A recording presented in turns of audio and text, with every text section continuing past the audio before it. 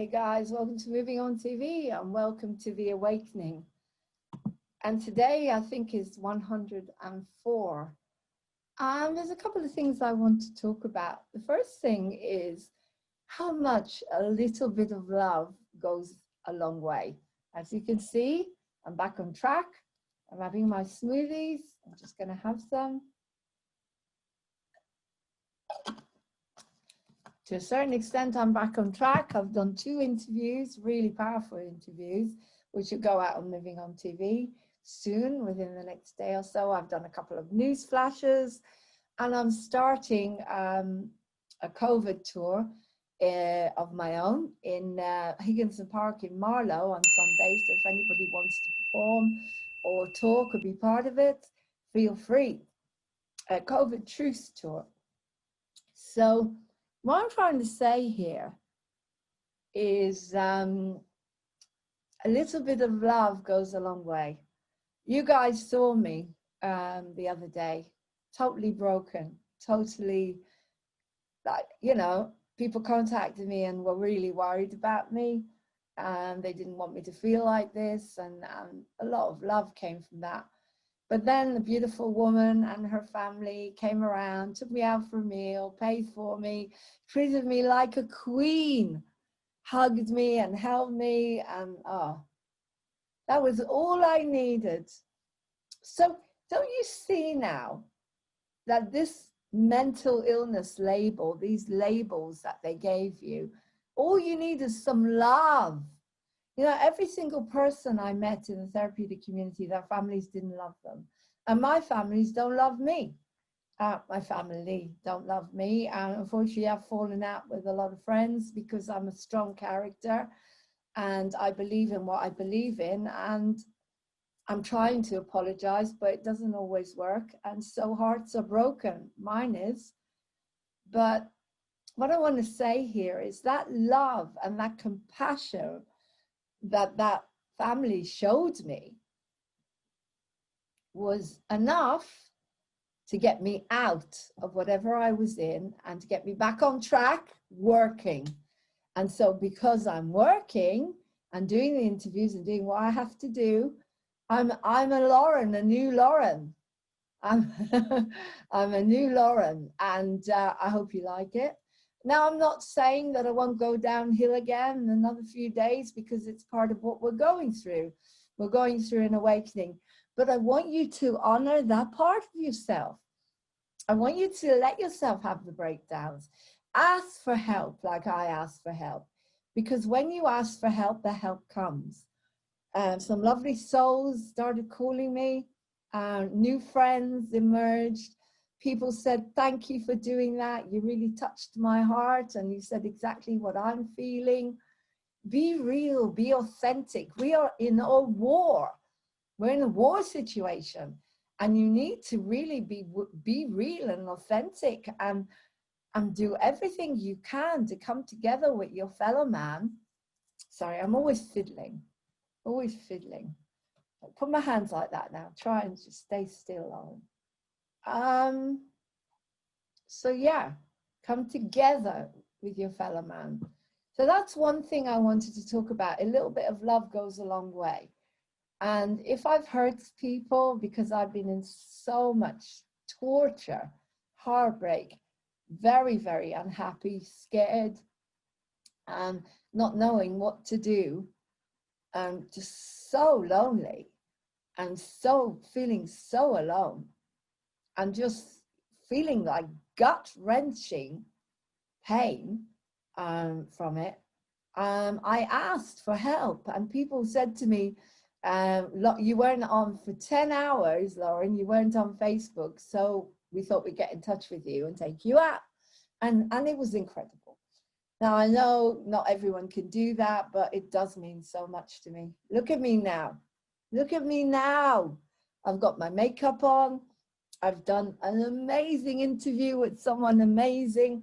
And I'm not going to tell you until I've got it up there because I believe that whenever I talk too soon about the people I interview, something goes wrong, or the Moving On TV is moving up. And I believe that this will get a lot of views and new subscribers. And, you know, and then someone said to me, do you want to come and perform in Liverpool and talk? I'm meeting up with John Wedger so I can do my story, and also sing and talk. And every single door is opening up because I was able to go to the levels of such despair and loneliness and such despair that now I'm able to come through. And so those of you that want me destroyed, those of you that want me to be finished, no chance. The spirit is stronger than ever. I feel so strong now. And I feel that we're going to win because we're going to come together and we're going to do tours, COVID truth tours all over the country. And I need talent and I need speakers, so come to me. So that's part of what I wanted to say. It's all about united we stand, divided we fall. United we stand, divided we fall. On Friday, I'm likely to open my home again to star seeds. And it's not for me to go on about my issues. No, it's about, we put everything into a jar. We put all the pain into a bowl of water and we throw it down the toilet, and then we do gratitude and we celebrate being alive and we love each other and we meditate. And that's what the Starseed Gathering is about. And then on Saturday, oh, I just want the weather to stay like this, don't you? On Saturday, I'll be at the big rally, and I'm calling you all to go to all of the rallies. So don't fall out, any of you. I love you all, Kate and Mark and Geza and Dr. Adil and Alan and John, all the big speakers and Laura, all of you, I love you all. Please don't fall out. We need to come together. Lay down your personalities, and David Icke and everyone, just come, we need to all come together. And David Icke goes out regardless, and that's the beauty of what he does. And so what I'm trying to say is you're all moving on TV nearly. So let's not fall out. And I've been doing the same myself. Falling out with incredible humans, starseeds like me, people that are me, I've been falling out with, and I've been hurt so badly because of that. Because I just let my mouth run in front of me and hurt sensitive people. You know, you've got to learn from your lessons. I'm trying to figure out the big lesson of why I'm on my own and why so many people have left me. Some of it was beyond my control. The family situation was beyond my control. I just loved my father so much. And I was in shock after what happened with my father that I lashed out and I ended up being cut off because I'm human. You see, if you've cut me off and you don't want to see me and you don't want anything to do with me, I don't believe that it's the end, because you are good people that can go inside, and you have got that power, that intelligence inside of you to know that you and me have given each other lessons to learn. And I am so grateful because I've meditated on this. And I understand that everything you've done is to give me the time and the space and the energy and the self-love and compassion to go back to where all of this started to go wrong for me, when I started to lose people in my life because of my anger. Now, inside every single one of us, and it's the same for you, I hope you're doing the same work as me. We all have an angry child in us, all of us that hurt others have an angry, unhappy child, because we wouldn't hurt anyone unless we were hurt. We hurt others when we're hurt. Hurt people, hurt people. Hurt people, hurt people, okay? That's it. You were hurt, so you lash out. And I lash out because I have a very, very angry 7-year-old that was taken from Ireland to Israel, that lost everything, lost her Irishness, lost her beautiful grandparents, grandfather and step-grandmother, cousins, family, the beautiful house, everything, everything. Even mum and dad changed when we moved to Israel. I lost everything. I lost my safety and landed in a country where there was wars and terrorism and pain and suffering and a different language. And I'm a sensitive, an empath. And it was a terrible mistake. And of course, then there was the childhood abuse, which I always say was not my parents. My parents were stupid and innocent. I always say that because because I want people to know the truth. And then I was cut off from, my mother cut me, her love went completely. And I was 7 years old, so that wasn't my fault. I was shocked, and my mother cut me off. And then when I was 13, my sister cut me off because she was going in a different direction. As a young person, she didn't want her older sister tagging along with her. But because I was so sensitive, I couldn't deal with it. And so we became enemies. There was absolutely no sisters anymore, no sibling contact. Right, I'm going to have another sip of my smoothie here, so you know I'm eating.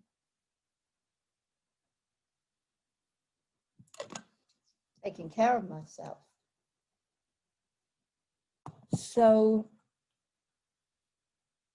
I lost my sibling, my sister, because I was too sensitive and I didn't understand that there was a bit in the middle, that you didn't have to create more unhappiness because of it, because I was only young myself, very unhappy, being abused, and I didn't know what to do. So I lost that relationship. That was the first relationship I lost, where I got cut off, and it never went back, ever. I think the only time me and my sister got on is when the kids were little. And then bit by bit, we became very different. And she went in a completely different direction. And so she more or less cut me off because I didn't live up to the expectations of celebrity culture. I was different. And then my father came between us, gave me money, didn't give her, and all sorts of things happened. And unfortunately, that was the, after Dad died, things happened. I was snubbed at the funeral, and I lost my whole family. I'm not actually sure why. But when I look back on my responsibility here, as much as I do the work, I have to do the work about this particular blocking of me from their life. It was a lot of anger that I built up around my dad's euthanasia. And I would do it exactly the same way. And if they cut me off again, I would still love my father to bits and take care of him, even if it happened again. So I'm not sure what it was that cut the whole family off from me. I'm not sure, and I can only take a certain amount of responsibility. Now, you can do this, you can go back, and that's what I'm doing at the moment, because I want to know what I'm doing wrong. And I found a big common denominator between this huge relationship that I had for 4 months, this huge, strong relationship where he had kids, and we moved in together. I wrote a whole musical about it, Encounters. And we had this beautiful relationship, and then we had one row, and that person cut me off forever. And I think it's because I presented an image that wasn't 100% true, and they put me on a pedestal. I was just human, and they didn't see me as human. And I behaved similarly, in a similar way, to their wife, because I shouted at them when we had a row. For God's sake, I was having my period, and I'm human. But you see, this person could not accept that part of me because they saw me as goddess. as the goddess, pure goddess Laurene. And the minute I showed them that I was human, like their wife or like the person that they were trying to get away from, they cut me off. And so what could I have done differently? Not have had that row, not have had that huge argument. But that thing nearly destroyed me. And I ended up looking inside and trying to figure out, this was a 4-month intense relationship that I jumped into, and everyone told me not to. And the way that person behaved was totally out of sync to what I did. One row, and they never came back, and they never told me, but I'm looking at me. And it was a huge awakening for me. I wrote a whole musical about it. That was the huge awakening. And I was able to understand that I chose the wrong relationships, partners. This person was not partnership material. This person was coming out of a marriage, and it was horrendous. And I fell madly in love, and we both did. And they lied to me about their kids and everything. And I was warned not to go with this person, and I did. So I took time out before I got involved. And then I met my husband, and you know, that's come to a separation now because of the situation, and we're looking at everything. And it didn't really work out because, quite honestly, I was still very much in love, I think, with this other person, and I wasn't ready to take on a new relationship with someone I really didn't know. And so that was my responsibility, and it went down a lot. And, you know, we're now having time apart to figure out what we really want. Now, the next time this happened was a friend of mine who moved to Scotland. We had, she completely cut me off. And she cut me off. We didn't even have a row. And my mother had died, but she went into deep depression. And that was it. She cut me off completely. And when we spoken about it years later, she said, I just felt that I needed to be on my own. It was nothing personal. But that relationship that she cut me off made me go inside, and I found out that I had a twin, that I should have been a twin, and I lost that twin in my mother's womb. If Aunt Sarah hadn't cut me off, I would never found that out. And it was huge. It was absolutely huge. And it explained a lot of things to me, and explained to me that I'm probably not mentally ill. I have vanishing twin syndrome, which is something different, which I will talk about when I do my talks.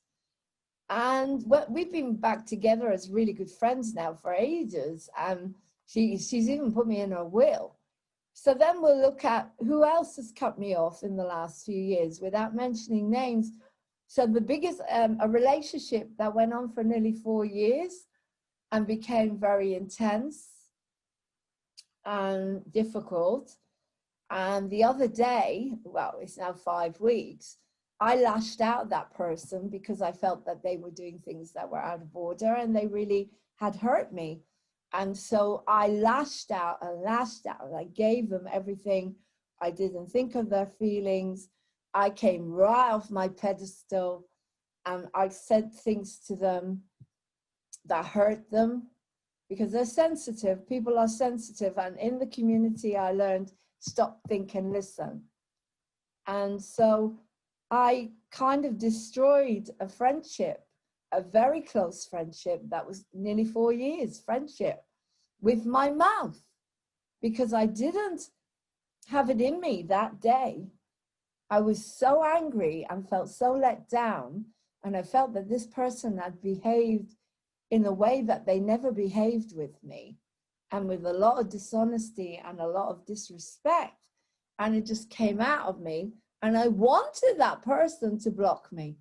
I wanted them to block me. I wanted them to give me the gift of going into myself and trying to figure out what was wrong, and for them to go away and figure out why they treated me the way they did, and why did we end up with such a barrier between us when we were so close, because when the honesty came out, this person couldn't deal with it. So they cut me off. And as I said to you the other day, this was the most painful thing I've been through since I lost my parents, because to me, that they represented something. They represented safety, home, family, the things we need because they're special. They're not your ordinary person. I had a lot of respect for this person, a teacher, a mentor, a lot of love and respect. And so they hurt me in such a way that I came on here and I poured my heart out and I said, I can't go on. I can't go on. I can't go on like this. This loneliness, this pain, this suffering. And so today, because this person doesn't want to accept my apology, fair enough.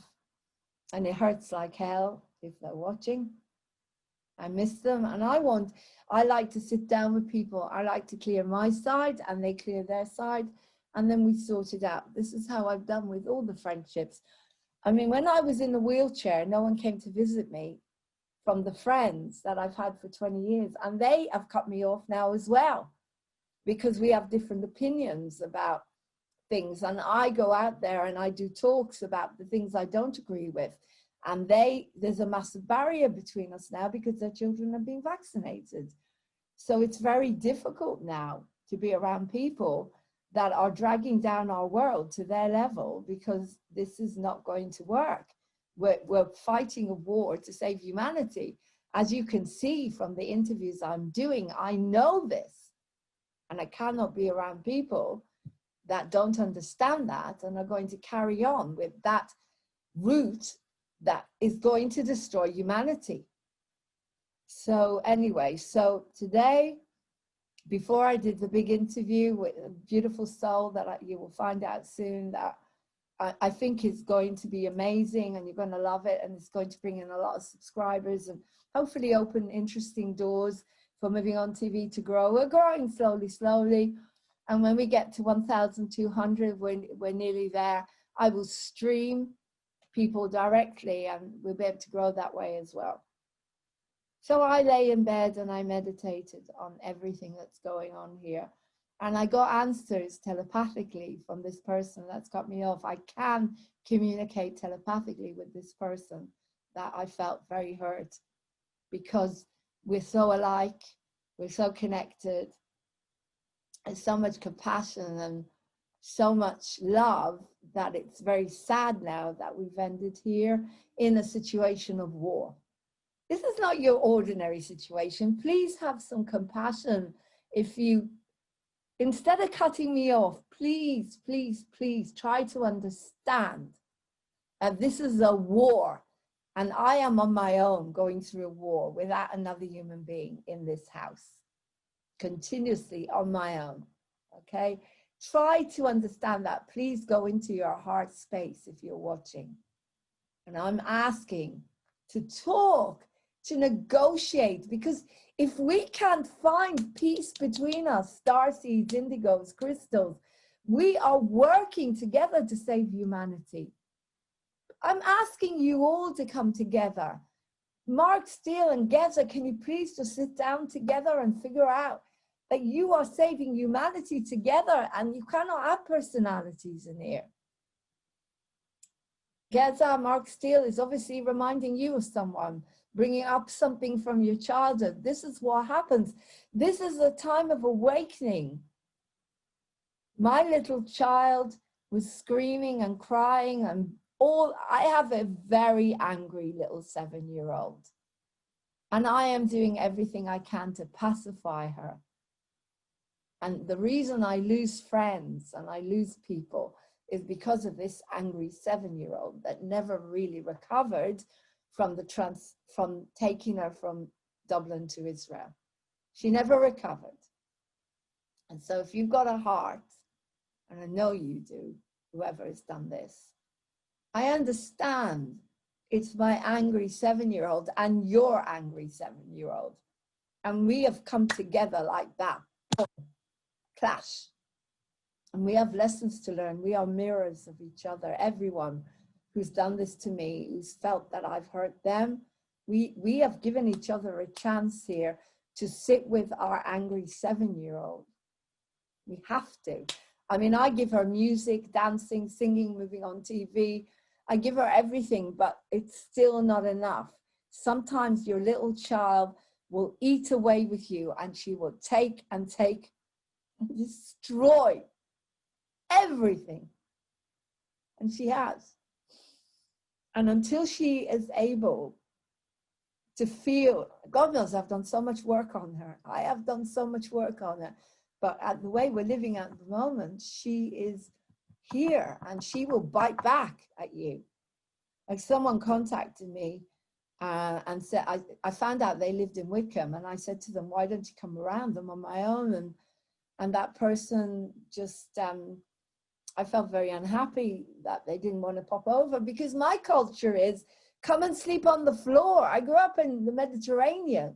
Come and sleep on the floor. My consciousness is, if you're a friend or a neighbor, my door, my heart is always open. And I don't understand people that live close that don't come to visit. I don't understand it. Or don't invite me around, especially if they are freedom fighters. How can you leave someone on their own? As I said, one person rang me. She saw the pain I was in. And not only did she see the pain, she saw that Lauren's not on Facebook for 10 hours. Something is wrong. She contacted me, said, I'm coming over, I'm taking you out. End of.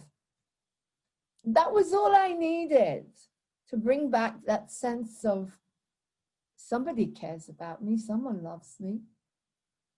You know, because when you don't have any family that love you, or even close friends that love you, you need that. You need it. And so this person blocked me when I said, why don't you come and visit me? And you know, I don't understand you, yada, yada. And they said to me, no wonder you've got no one. You're horrible, and blocked me. And I thought, well, I'm horrible because look at what's happened to me. I'm on my own, you know, I'm getting angrier and angrier. My little child is coming up being angrier and angrier and angrier. And I don't have any hugs. I don't have any love. I don't have any compassion from anyone. I'm here on my own with 2 stupid cats that don't even fight off a mouse. You know, if that mouse would have become my pet. But apparently a mouse ate into the back of the wires on the fridge, and we nearly had a fire. And I've got 2 stupid cats living here. What is the point of having not Tom and Jerry, but you know what I mean? Tweety Pie. No, Tweety Pie is a bird. Oh, whatever. But you know what I mean? I'm trying to make light of this. I'm trying to make light of this. And sometimes people cut you off, and you don't just lose them, you lose the whole space that made you feel safe, because you've got nowhere to go and nothing. So this is what I'm saying. Give your little child a chance. So I meditate on this pain and this separation that has been caused because I let my little child scream at another little child, someone who has not healed that. That's obviously what happened here. And that was it. That person ran because they're not able to look at their inner child, at how angry that inner child is. And I've given them that mirror. I've given them that opportunity to do it. So I know that they have the capacity to do that. And if they do that, they may forgive me. They may forgive me because they'll forgive themselves. And I, again, lay with these feelings, and I took myself back to every time someone cut me off. So my responsibility is that I have a child in me, a very angry, frightened. I feel her, who lost everything at 7 years old. And it's not an excuse to hurt others, of course not. But sometimes we don't have that control, especially when we're pushed to a level. I mean, guys, and this person, put yourself in my shoes. I have no one. No one. I'm living on my own. Please put yourself in my shoes. And every one of you have given me the gift to go inside and to try to be a better person. But God, this loneliness is not healthy. We are tribal. And if we don't stay together and we break each other's hearts, what chance have we got of creating a better human race for your children and whoever comes after you? Look, I'm not a bad person. I'm scared. I'm tired a lot of the time. I'm drained emotionally from all the crying. I have my issues. I'm not a bad person. I've never harmed another human in the way that people are being harmed. I have a lot of love in me, as you know, and I give and give and give. And all I'm asking is for mercy. I'm asking for mercy. Forgive me. If I've hurt you, please forgive me. Because if we're on the same level of consciousness and we understand what's going on here, and we do not wear masks, and we're not afraid, and we know that we're winning only if we unite, and we know this is about us and no one else. And if we have an agreement of give and take, then I think that you need to live up to it the same way as I do, the same way as I have done always. I'm asking for forgiveness. I'm asking to start again, a new chapter. I love you with all of my heart. Whoever has cut me off, the family, close friends, I love you with all of my heart. Everything about you, everything that you're teaching me, the tough love, the chance to be on my own, to go inside, the incredible pain and agony that I feel at the moment because I feel so alone and I have nowhere to go to be with my tribe together. Because you provided that. And I was always so grateful and always did everything possible to promote what you were trying to provide. I believe in you. I believe in your love and your gentleness and your courage. I believe in you to do what you need to do to be happy. I believe in your talents, all of you, and particular people that know who they are. I believe in your incredible capacity to love. And I have always told you how incredible you are. Always, because I believe it 100%. 100%. And I pray that you can forgive me and offer me some mercy, because I'm learning. In the community, they put me on stop, think and listen. We're living in a very strange time, guys, and particularly those of you that did this. We're living in a very strange time, and I'm sorry that at times we'll blow up. We have to, because how else are we going to move into 5D? How are we going to ascend if we don't feel and heal? But unfortunately, it comes out against other people because we're hurt. We're hurt. You hurt me, I hurt you. But what I'm feeling here is that in order to develop friendships and relationships, you have to sit down together. You have to take responsibility. If you are able to do that, it means that you've grown. I am taking full responsibility for what I did, and I'm asking for forgiveness. Forgiveness, because all I've ever given is unconditional love. And I'm asking for forgiveness. And that child inside me that had fun with your child, some of you, misses it. I miss the fun. You probably miss the fun too. I miss it so much. So there you go. I don't know what else to say, except I love you, everyone who's hurt me. My heart and door is always open. I'll never ever block anyone unless they have done something serious, like, that we don't talk about. We know who they are. But everybody else, and this guilt thing, you never should feel guilt. It's a waste of an energy. If your parents made you feel guilty, like my parents, father used to say to me, it's all your fault, Lauren. It's all your fault. You're going to give your mother a heart attack. It's all your fault.